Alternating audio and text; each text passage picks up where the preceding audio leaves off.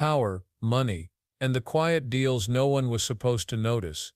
That's the story that unfolded in a Senate hearing where Senator Chris Murphy confronted Secretary Pete Hegseth with questions that cut to the very heart of American democracy. At the center of it all, a mysterious aircraft gift from Qatar whispered to be a temporary Air Force One. No contract, no transparency, just billions of taxpayer dollars drifting into the shadows with no clear explanation. And as the questioning deepened, the scandal only grew darker, stretching from secretive spending to the political misuse of the National Guard.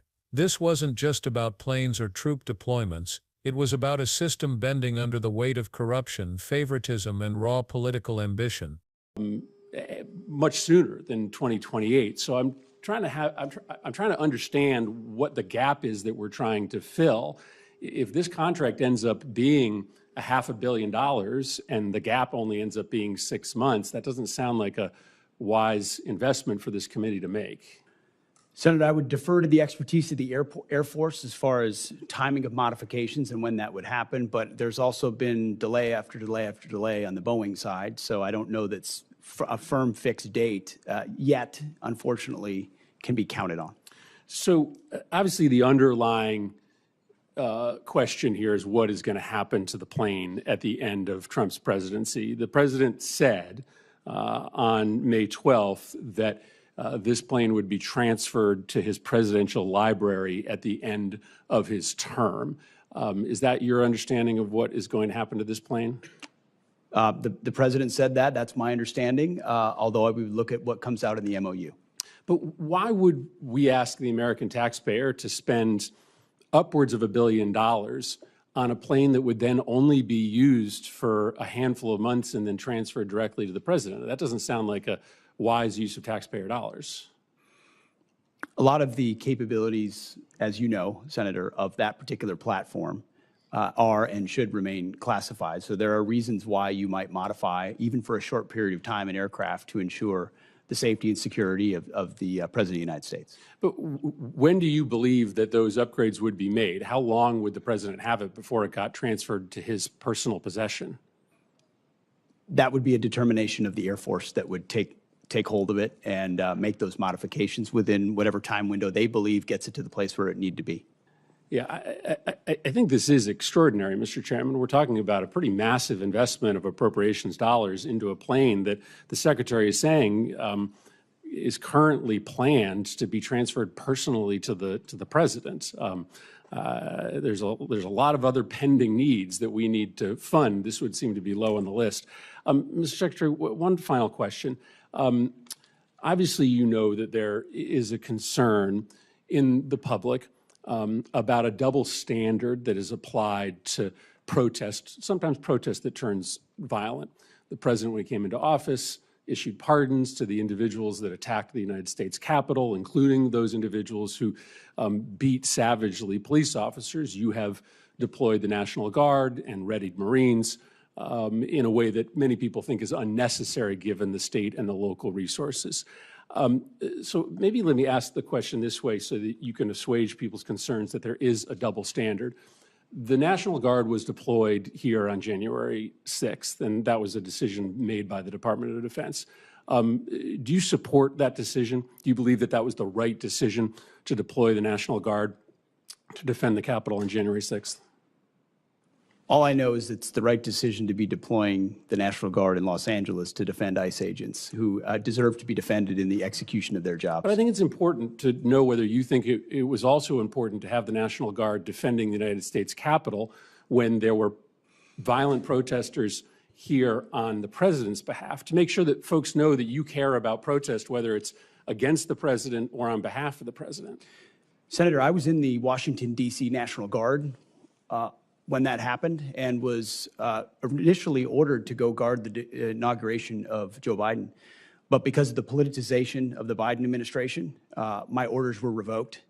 And ultimately, because of the politics that were being played inside the Defense Department by the previous administration. But do you support the decision made on January 6th to send the National Guard here to defend I the support the Capitol? decision that President Trump made and requesting the You National don't, Guard that was denied. so you do not. President Trump you do not support the requested decision. support You do not for the support National the Guard decision in to advance send the National and was Guard here denied. to defend the Capitol. I think that speaks to the worry that many Americans have that there is a double standard, that you are not willing to defend against attacks made on our democracy by supporters of the president, but you are willing to deploy the National Guard to protect against. What Murphy revealed next left the room stunned and raised questions no one in power seemed willing to answer. When Senator Murphy began his questioning, he didn't waste time with pleasantries. He went straight for the Qatari jet, a so-called gift meant to serve as a stopgap Air Force One. But here's the twist. Despite all the public talk, there was no signed agreement with Qatar, nothing official, no binding deal, just vague assurances and missing paperwork. Secretary Pete Hegseth admitted as much under oath. He confirmed that the U.S. was still in the process of working things out, but when Murphy pressed for details, the answers turned slippery. Even basic questions like whether the government had a contract with the company modifying the plane were met with stonewalling. Suddenly something that should have been routine looked suspiciously like a backroom handshake. And that wasn't the end of the red flags.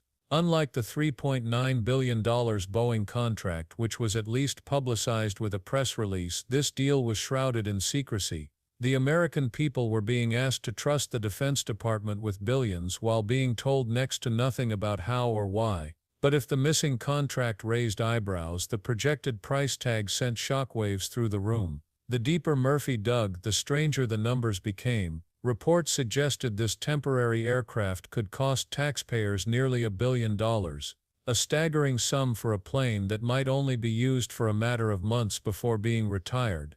Even worse, whispers in Washington hinted that the jet wouldn't remain in government service at all. It could eventually be transferred to a presidential library, transforming public funds into a private trophy. Murphy pointed out the absurdity. Why funnel such an enormous sum into a project with such limited utility, especially when existing Air Force contracts already promised new planes by the end of the decade? The logic simply didn't add up. To the senator, it looked less like a matter of national security and more like a vanity-driven project designed to burn through taxpayer dollars with little accountability. But the cost wasn't the only problem, because the timing behind this plan raised even bigger questions. Murphy pressed harder, zeroing in on the timeline. The Air Force had already testified that the next-generation aircraft was scheduled to arrive by 2028. That raised a baffling question: why pour nearly $1 billion into a stopgap plane that might only cover a 6-month window at best? The math didn't make sense. If the primary issue was delayed with the main contractor, that was a problem to be solved with oversight, not with reckless spending on a jet that could quickly become obsolete. Yet the committee was being told this bridge solution was critical, even though it could overlap almost perfectly with the new fleet's arrival. To Murphy, this wasn't just inefficiency, it looked like an intentional scheme, a shiny, expensive purchase with a questionable lifespan, dressed up as a security necessity.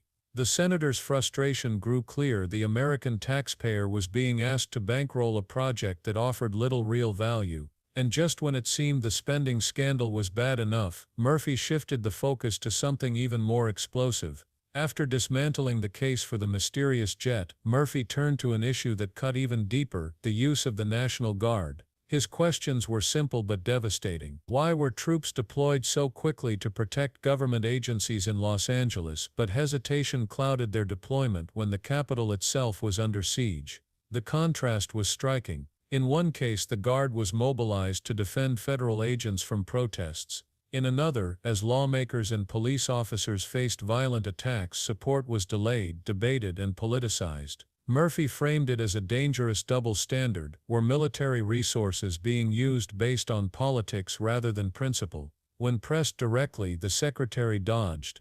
He defended deployments in one city but refused to clearly say whether he supported sending the Guard to defend the nation's most sacred institution. That silence spoke volumes. And with that, the hearing shifted from questions of wasted money to a far more disturbing issue: partisan favoritism in the very defense of democracy itself. The more Murphy pressed, the clearer the picture became. The issue wasn't just about troop movements, it was about priorities. Deployments seemed to come swiftly when they aligned with certain political goals, but when democracy itself was under threat, hesitation and excuses filled the air. That imbalance raised a chilling question: had the National Guard become a political weapon instead of a neutral defender of the nation? Murphy didn't let the point slide. He highlighted how such choices eroded public trust. Taxpayer dollars weren't meant to buy protection for one side while leaving the heart of government vulnerable. Defense of institutions, he reminded the room, must never depend on who is protesting, it must depend on principle.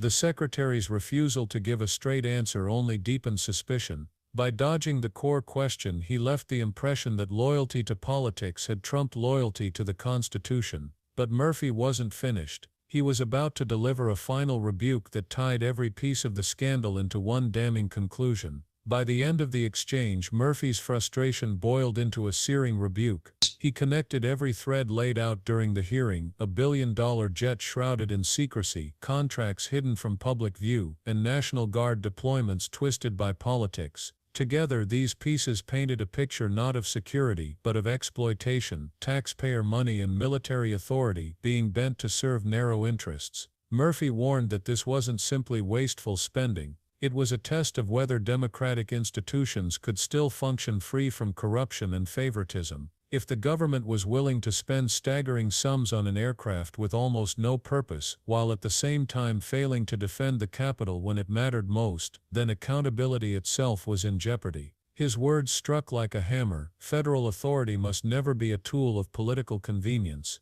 It must protect the nation equally, without fear or favor. Anything less, Murphy declared, is a betrayal of the Constitution. And as his rebuke echoed through the chamber, it became clear this hearing had revealed far more than anyone expected. When the hearing ended, one truth remained: this wasn't just about a mysterious jet or the questionable use of the National Guard. It was about the dangerous precedent being set when transparency disappears and power is wielded for political convenience. Senator Murphy's sharp questioning exposed the cracks: contracts hidden from the public, billions in taxpayer dollars at risk, and a military force deployed unevenly depending on who was protesting. These revelations should alarm every American. If the nation's resources can be bent to serve politics instead of principle, then no institution is safe from abuse. Democracy cannot survive on selective accountability. It requires fairness, honesty, and the courage to apply the same standard to everyone. So here's the real question: will Congress launch a deeper investigation, and more importantly, will the public demand answers? Your voice matters. Drop your thoughts in the comments, share this story, and don't forget to subscribe for more breakdowns. Because staying silent isn't an option, staying engaged is how democracy survives.